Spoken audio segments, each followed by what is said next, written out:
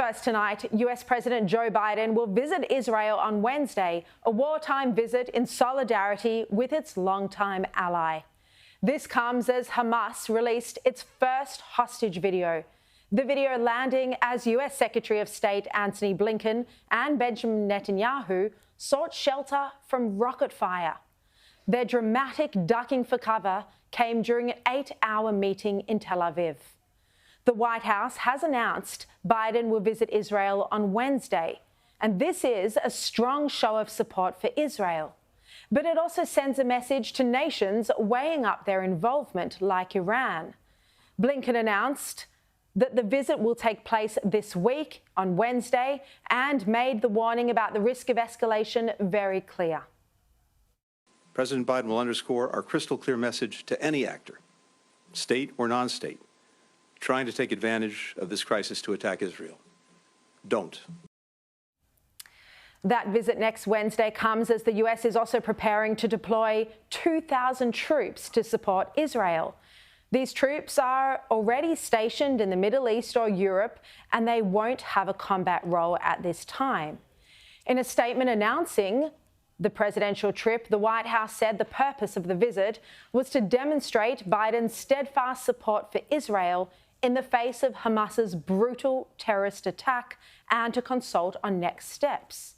The White House said Biden will then travel to Amman in Jordan, where he'll meet with the King Abdullah. He'll also meet with Egyptian President Sisi and Palestinian Authority President Mahmoud Abbas. The White House says that Biden will reiterate that Hamas does not stand for the Palestinian people's right to dignity and self-determination, and he'll discuss the humanitarian needs of civilians in Gaza. So this is the US president trying to play a leadership role in the Middle East to try and calm the waters and avoid a bigger war that embroils Iran, America, and other Arab nations. In terms of personal security, it is a high-risk visit for the president. And just today, as I mentioned, Blinken and Netanyahu were forced to duck for cover as sirens sounded warning of rocket fire. Israel's war cabinet and the parliament called the Knesset were also interrupted by the rocket attack, with politicians rushing to a bomb shelter. But there are fears that Biden's visit and his clear message to Iran may be too late. Tehran today flagged action, and they said it could potentially take place in just the next few hours. Iran's foreign minister warned that they could launch preemptive strikes against Israel if it proceeds with its ground invasion in Gaza. He said leaders of the resistance will not allow the Zionist regime to take any action in Gaza. He said all options are open and we can't be indifferent to the war crimes committed against the people of Gaza. He says the resistance front is capable of waging a long-term war with the enemy, and of course he means Israel, in the coming hours. We can expect a preemptive action by the resistance front. And Israel today launched strikes against Hezbollah. And as you know, Hezbollah is the terror group in Iran. And the targets for Hezbollah that they launched these strikes against were based in Lebanon. And this was in retaliation for the attacks by Hezbollah on Sunday. Apart from the possibility of a larger scale war, the greatest concern right now is for the 200 innocent Israelis still being held captive by Hamas. There are at least 199 Israeli hostages in Gaza, and Hamas claims that there's another 50, so taking that to 250 hostages that are being held by other groups. And today, Hamas released its first hostage video of a young Israeli woman who was asking to be freed. This is 21-year-old Mia Shem. She was abducted from the music festival where 260 Israelis were cruelly gunned down. And in total, 1,300 Israelis lost their lives in these terror attacks. Now, this hostage video of Mia, we're not going to show it on air tonight. We're not showing Hamas terrorist propaganda, and it is being described as a propaganda video. Mia has been forced to speak about how she's been receiving medical treatment.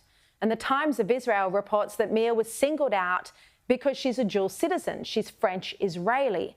And they report that Hamas seems to want international audiences to think that they're not harming foreign nationals.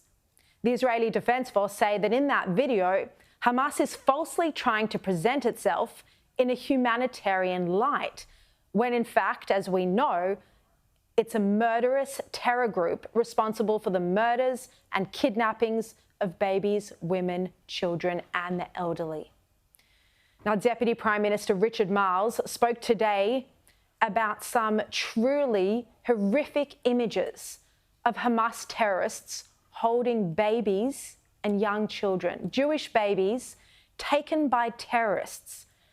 And it's deeply distressing for anyone to look at, deeply distressing. We haven't run these images tonight, but they are online. They're on the Daily Mail website. If you choose to look at these images of Hamas terrorists holding babies, they're not graphic. They have been verified. The Israeli embassy here in Canberra has tonight verified them. They are distressing. We're not running them, but you can find them online at the Daily Mail website. But I tell you, they are very hard to watch as a parent. These are beautiful babies in the arms of terrorists. Their parents, I genuinely don't know how they're coping looking at these images of Hamas terrorists pushing the pram of a little baby or holding a baby close to them. It's beyond words. It's appalling. Now, there's no fooling the world after we've seen all of the images of these videos and the footages that Hamas terrorists themselves are posting of their cruelty and brutality. And more family members of those who are being held hostage are speaking out every day. We've had some family members on this program over the past week, but here, Israeli parents speak about their 2 children who've been kidnapped by the terrorists. Go to the peace party, peace and love party. They talk to the party. They go to dance. Maya sent this video as the fighting began. Save me, she says. She called her father on the phone. She's panicking and dreadfully frightened. Where are you? Ilan asks. I don't know. They're killing us, she says. Ilan tells them to hide. She says, Dad, I love you. We're in the car. We can't get out. After the phone, when I speak with my daughter, my life, it's like hell. And when I hear that's after in the same day, in the night, I hear that my son has been kidnapped. Now, you remember last week we spoke about Shani Luke. She's the young German Israeli whose body was paraded through the streets. Well, her mother has now spoken out to say that she believes that she could still be alive despite that shocking footage. Have a look. We hope that our daughter is still alive. We got some reports from an information that she is held in a hospital and she's injured badly on the head. There's so much hope and so many young lives at stake. Meanwhile, in Australia, Prime Minister Anthony Albanese today urged Australians who remain in Israel to leave. He said it's a volatile situation that could get much worse. He's also asking Australians in Lebanon to leave as well. This is a dangerous situation. If people are seeking to leave and they're offered a place, please take it. Please take it. There have been issues of where it hasn't been taken up, but this is a very volatile situation. Israel's ambassador to Australia, Amir Maimon, was invited by Peter Dutton to address the Coalition Party Room in Parliament House today.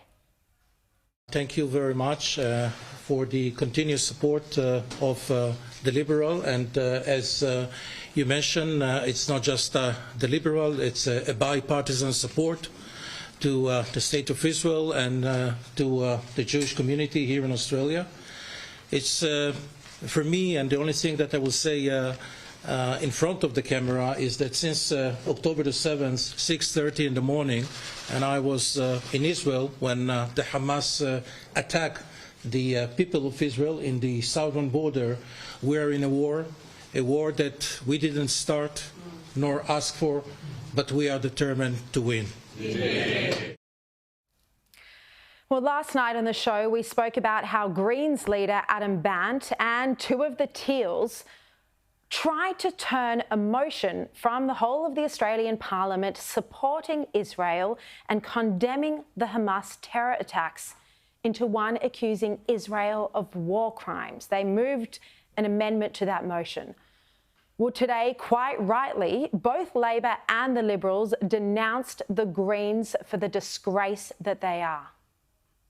Well, I was really blown away by it, to be honest. I mean, the Greens are predictable because they were always going to be voting the way they did. But for the Teals to cross over and vote with them and against Israel, it was quite remarkable. I mean, this is an issue which is reverberating around the world, clearly, but it's reverberating into Australia as well. And really, the position that the Greens took yesterday was completely despicable. The Greens, I mean, they are just filth. I mean, accusing Israel of war crimes. They're putting themselves in danger for an entirely different reason.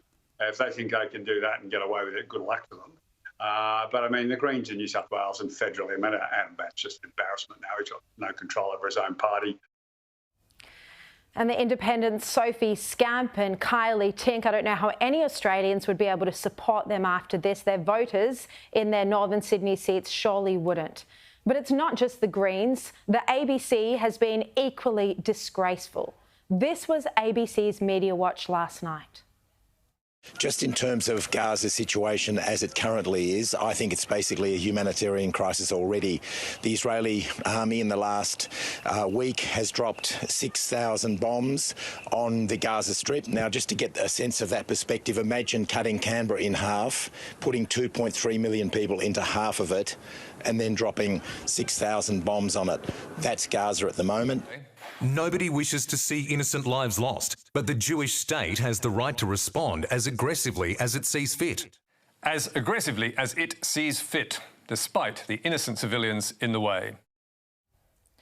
And Paul Barry went on to criticise News Corp newspapers over the weekend for covering the atrocities in Israel. This is the single greatest loss of life for the Jewish people since the Holocaust. Of course it deserves coverage. The US president has described it as catastrophic as the Holocaust, and Paul Barry doesn't think the News Corp papers on the weekend should have given it such prominent coverage. It's beyond me how these people think and operate. Paul Barry also didn't mention a word about Hamas erecting blockades to stop innocent Palestinian civilians from leaving, or any word about Egypt refusing to open up its border. And this after Israel gave 24 hours warning to evacuate to save lives. Paul Barry didn't mention that. Just to repeat, Israel asked the Palestinians to evacuate before it attacks the Hamas terrorists. This is a war against the terrorists. And Israel needs to go into Gaza to try and bring home those children, those babies, those elderly people, the families who've been taken hostage, 200 of them. But Hamas and others clearly want Palestinian lives to be lost. That's the only rational thing you can say for why Hamas is stopping Palestinians from leaving. And why do they want Palestinian lives to be lost? Well, presumably so that they can blame Israel. Now, a federal Labor politician, Fatima Payman, she's from Perth, but her family's from Afghanistan.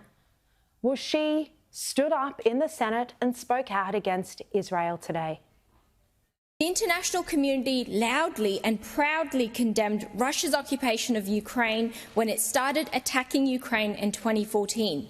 Yet today, the world watches as the State of Israel deprives the entire population, men, women and children, of the basic necessities of life: food, water, electricity, gas and medicines. We must condemn it. Israeli missiles strike residential dwellings, civilians, multi-storey apartments, health facilities, as well as places of worship, indiscriminately killing men, women and children. We must condemn it. Human Rights Watch confirms that Israel is using white phosphorus in Gaza, violates the international humanitarian law prohibition. We must condemn it. The price tag of Israel's right to defend itself cannot be the destruction of Palestine. Again, no mention of Israel telling civilians in Gaza to leave to save their lives.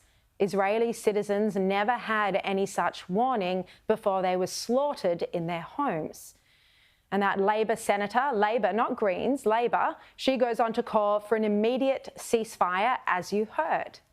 Now, like I said last night, many on the left don't want Israel to defend itself strongly or even at all from the most barbaric terror attacks we've seen in years, from the greatest loss of life for Jewish people since the Holocaust.